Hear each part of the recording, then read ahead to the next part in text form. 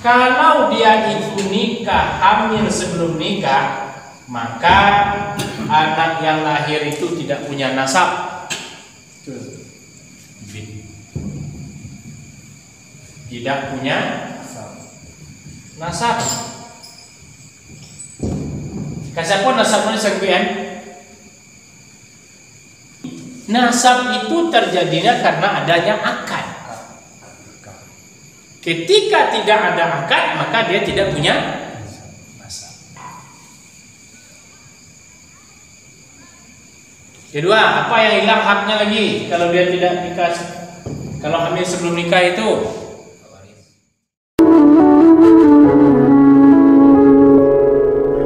sahi. Wanita yang diharamkan atas kamu menikahi wanita itu satu, wanita yang sedang bersuami, wanita yang Waalaikumsalam warahmatullahi wabarakatuh.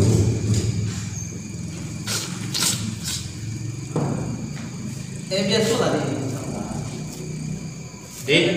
kalau nyo padusi itu sedang punya suami, dua pingin nikah gitu, harus jelaskan statusnya dulu. Statusnya jelaskan apa? Kalau dia itu tidak bailok ke suaminya, jelaskan dalam statusnya cerai atau tidak.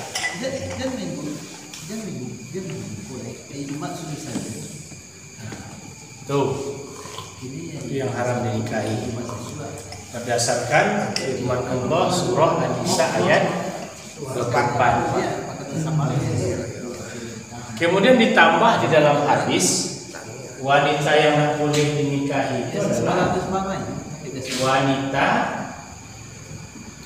CP susuan. CP susuan itu artinya pernah anak itu satu susu dengan satu orang ibu, tak boleh dinikahkan dengan seorang laki-laki. Tidak boleh. Jadi dalil orang Minang mengatakan tidak boleh kawin sesuatu itu sebenarnya implementasi dari itu. Itu dia. Karena dulu hubungan sosial orang Minang ini kan begitu tinggi.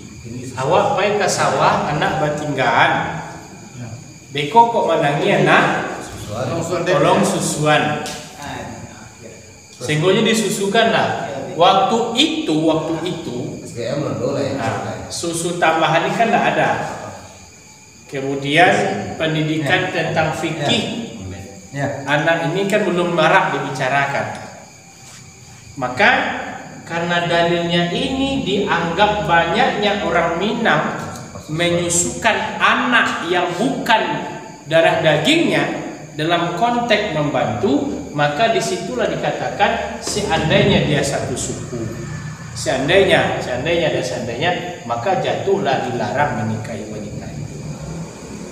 Tapi ini tahun berapa? Kira-kira tahun berapa orang sudah berhenti menyusun anak orang?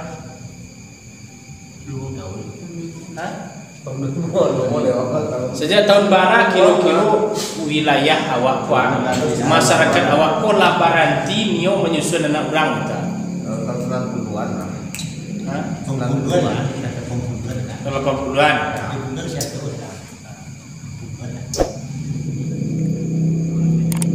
Jadi kalau tahun 90-an, dan nio orang Semarang aja lah.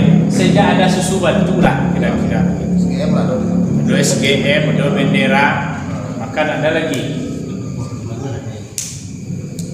Tapi kalau sebelumnya kan karena ada hubungan sosial asal dusana lah tuh.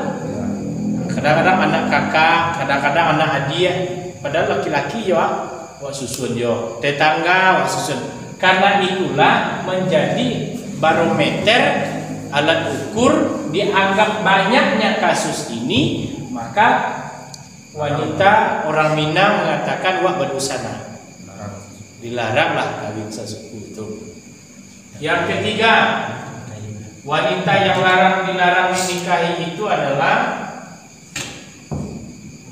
wanita kafir.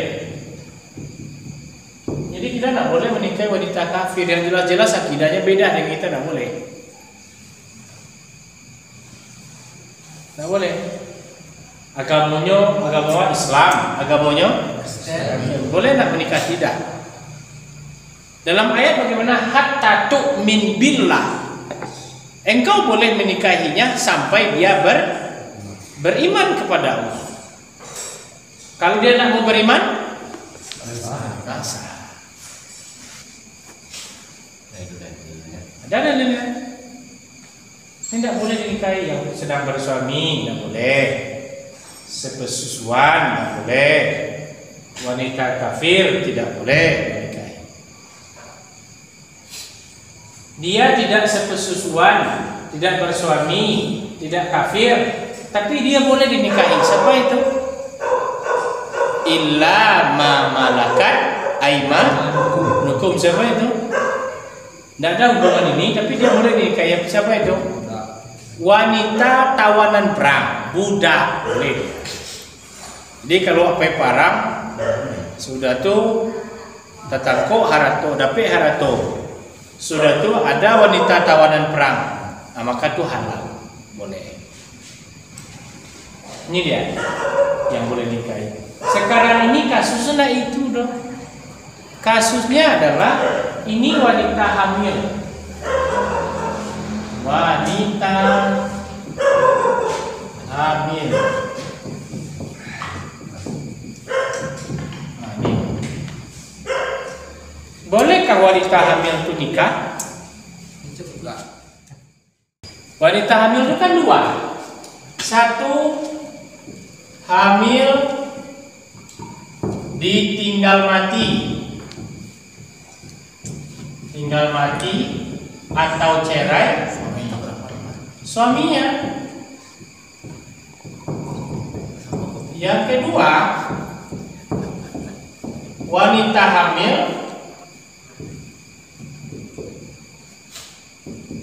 di luar nikah.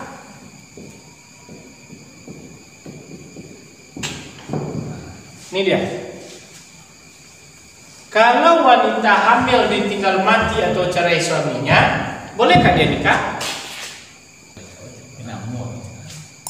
Kalau kasus yang pertama kita selesaikan dulu. Wanita yang ditinggal mati atau cerai suaminya, sementara jelas ada janin di rahimnya, dia harus menunggu sampai lahir. Sampai lahir anaknya. Berapa lamanya? 9 bulan plus 2 hari plus sampai puluhan hari. Podo saidah disebut dengan masa idah. Akini kecil laki-laki biarlah hamil-hamilah mau bersedia pokok nikah. Boleh nak akan ikut jadi betul itu.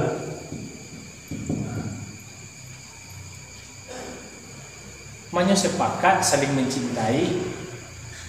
Lalu kawan mau agama jadi, mau agama lah boleh tak? Pokoknya jelek, jangan cerai. Boleh tak?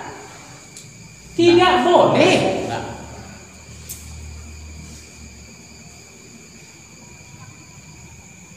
Di sini kita bilang kalau dia hamil sampai lahir anaknya. Biasanya wanita hamil itu 9 bulan 10 hari tambah nipasnya. Selama itulah idahnya.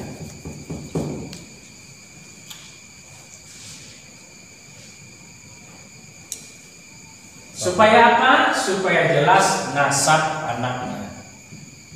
Kalau tambah pulau dia pak yang tadi mana nasab anak tadi?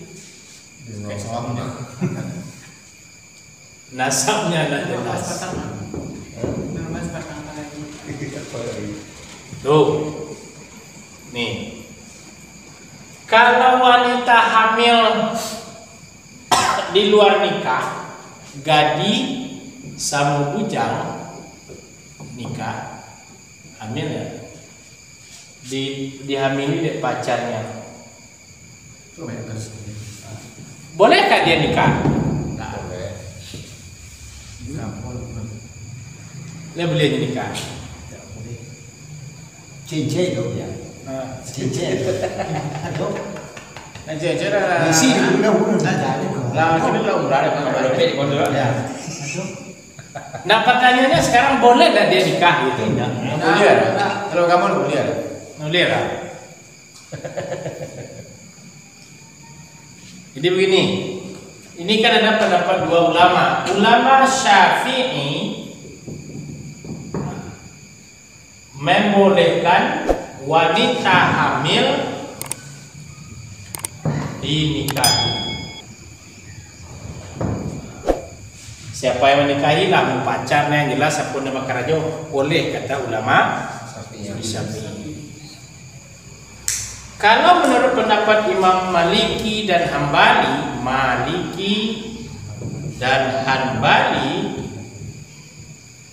maka wanita hamil itu tidak boleh dinikahkan.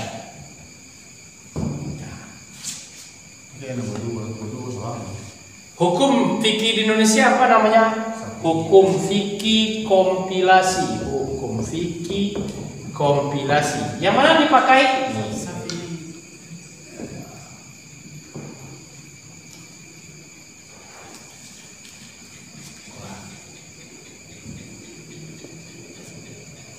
Itu dia. Boleh dinikahkan. Cuman masalahnya ada lagi. Setelah dia ini dinikahkan oleh orang yang membajaknya, apa haknya yang hilang? Meninggalkan anaknya. Hak yang hilang itu apa? Kalau dia itu nikah hamil sebelum nikah, maka anak yang lahir itu tidak punya nasab. Tidak punya nasab.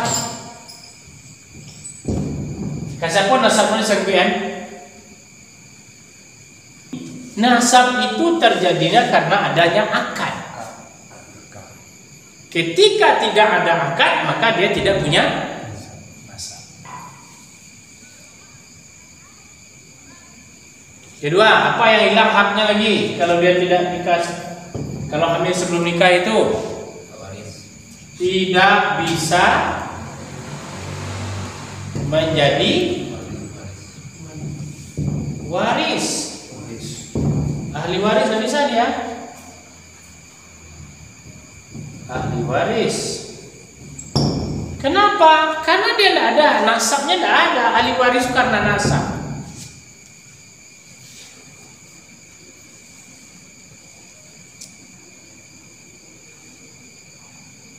Tiga, yang hilang juga. Bolehkah bapaknya menikahkan seandainya anak itu perempuan? Kenapa?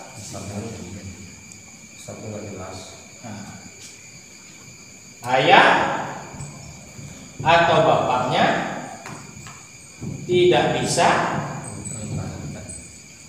jadi wali nikah. Kenapa tidak boleh? Karena nasabnya tidak jelas. Yang keempat, yang hilang haknya apa lagi? Yang keempat apa? Seandainya anak ini laki-laki, dia tidak bisa menjadi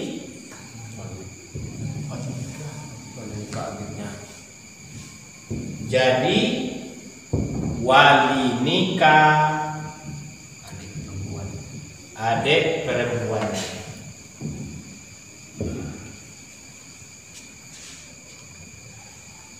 Bakal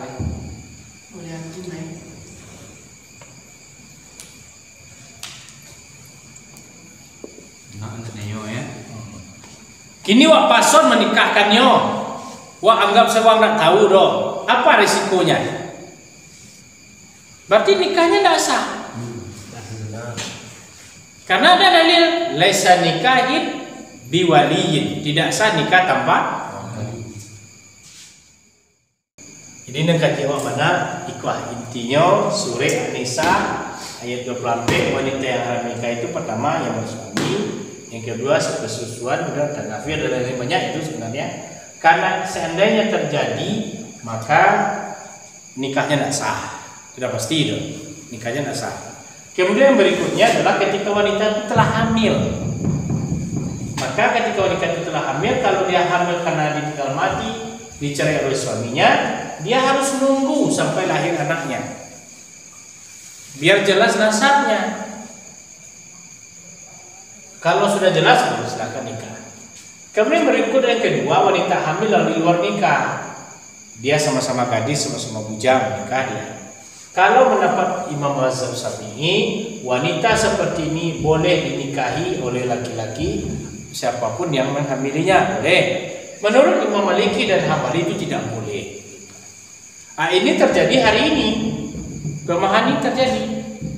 Ada sebagian mengatakan tidak boleh, ada sebagian mengatakan boleh.